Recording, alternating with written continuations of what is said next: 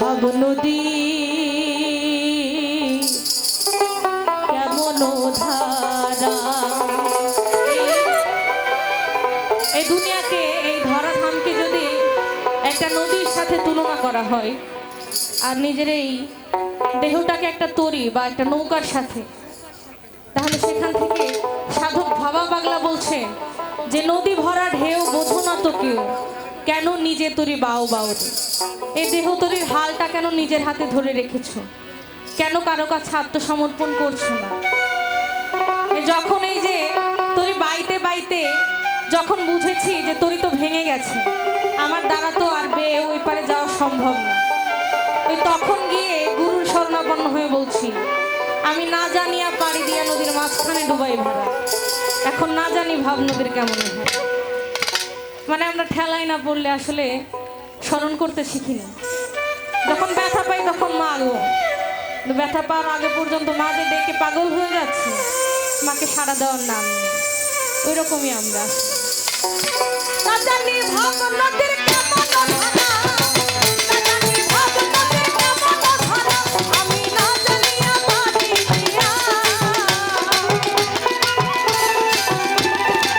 ওই আমি না জানিয়া পাড়ি দিয়া, ও নদী ও নদী ও নদী ও নদীর মাঝখানে ডুবাই ভরা, ও নদী ও নদীর মাঝখানে ডুবাই ভরা। না জানি ভাব নদীর কেমন ধারা, না জানি ভাব নদীর কেমন ধারা,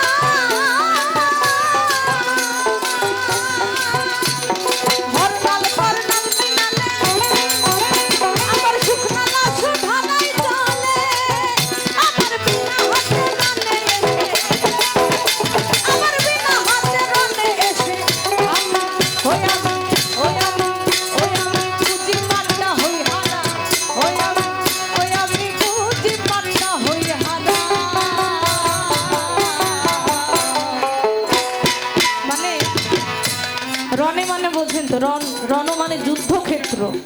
আপনি যুদ্ধক্ষেত্রে যুদ্ধ করতে যাবেন, আপনার সঙ্গে অস্ত্র নাই, যুদ্ধ করতে পারবেন?